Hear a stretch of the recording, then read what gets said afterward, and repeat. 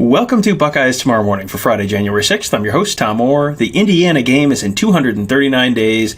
The game against Michigan in 323 days. And oh boy, Michigan's head coach, Jim Harbaugh. And the NCAA may be coming calling in Ann Arbor very soon. A report out. There have been a bunch of different spins on this report from various sources, depending on how much water they want to carry. Dan Wetzel from Yahoo dropped a report on Thursday night that says there is a level 1 allegation that, quote, Harbaugh misled NCAA investigators when confronted with questions about level 2 allegations, which are more minor allegations. If you are old enough to remember the end of the Jim Tressel era, you know how the NCAA feels about being misled. So, boy, this might turn into a whole thing, but we're going to let things play out a little bit more before we talk about that. So that is the evening, the news of the evening on Thursday. But there's some other news of the evening on Thursday that we're going to be talking about on today's show as well. We'll get to the Harbaugh stuff probably on Friday sometime. Keep an eye out for that as we wait for a little more information to come out. First of all, the number 3 Ohio State women's basketball team off to the best start in program history. They are 16-0 following a 83-71 win at Minnesota on Thursday night. And now we're on to the men's basketball team, where there's a lot of news Thursday night.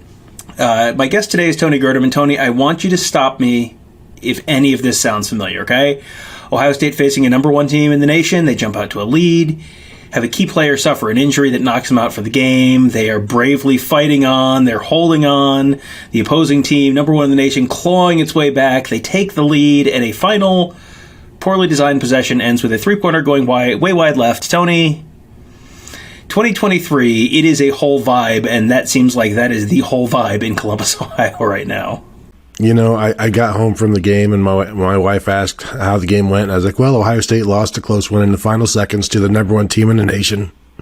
She was like, oh, no. Those poor Buckeye fans. So, yeah, that's how life is right now for Ohio State fans. But it's okay because, you know, it's a new year. And just because this year started out like last year ended, that doesn't mean that's how it's going to go all year long, right? Not necessarily, and they're not going to play number 1 every game, so I guess that's a good start there. But, you know, I kind of had the same vibe walking out of the shot on Thursday night that I did walking out of Mercedes-Benz Stadium on New Year's Eve, which was they played their butts off. They played a great game. They overcame a bunch of adversity. They showed that they could play with the number 1 team in the country. It was a great effort. It was a great game. They came up one shot short. And, I mean, let's start at the beginning of the game. They're playing Purdue. They're playing Zach Edey, who is 7'4", and, you know, you see him in person. It's like, that's 7'4" is even taller than you think it would be, because you see normally tall people, or even, you know, basketball tall people, and he's like a head taller than all of them. And it's like, that is not normal.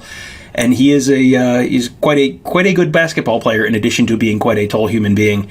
And then Ohio State comes out and loses Zed Key early. They get 4 minutes out of him. No points, no boards. He had a 4 trillion in that game, had an injury, shoulder injury.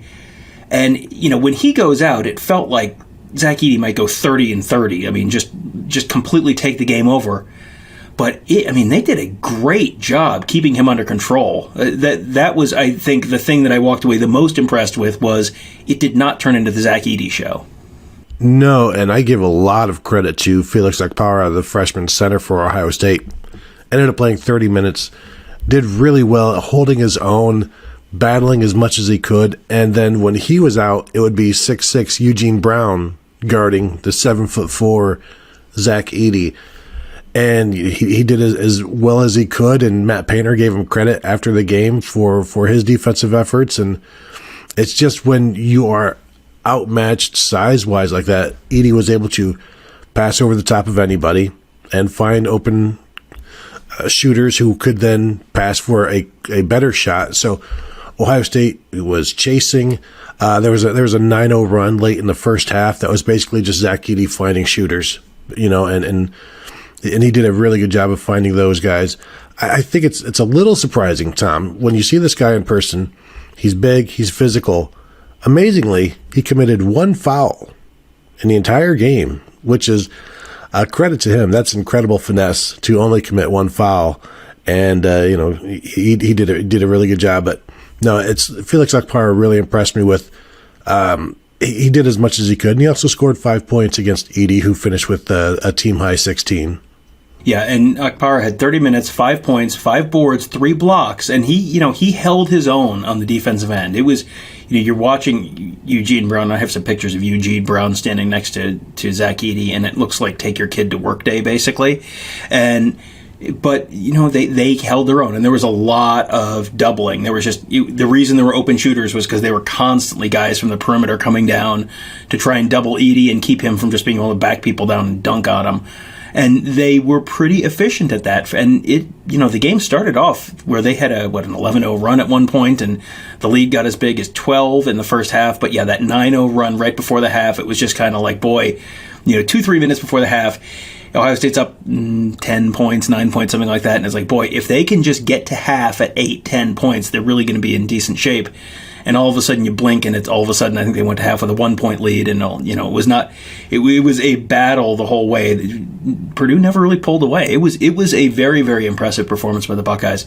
No one more so than Bryce Sensabaugh, though. I mean, I just at one point in the second half, I just turned to someone. I was like, "So, where in the lottery do you think he's going?" Because you remember last year it was kind of like all year it was like, oh, Malachi Branham, he's having a good year. Oh, Malachi Branham's having a really good year. Oh, I wonder if Malachi Branham's gone. Oh, he's gone. Okay, cool. I feel like we're almost at that point with Bryce Sensabaugh right now. He 21 points, 5 boards, a block, 2 steals.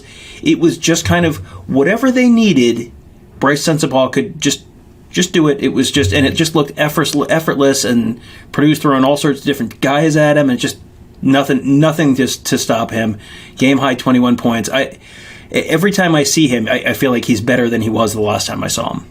Yeah, and he works on his game. He made a nice defensive stop on a steal, and I think this is finally the game where I have given in, and I do not expect him back next year.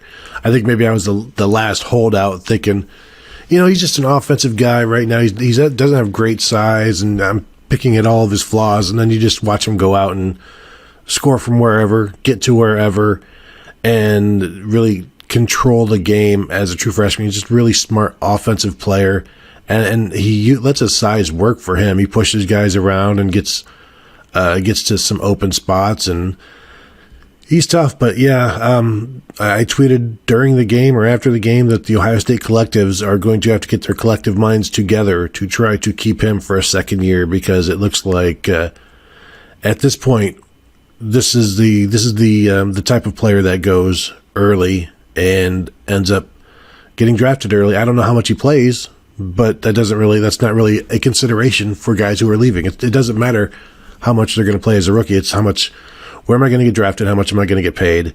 And so that's why maybe the collectives can come in, but that's a tough ask.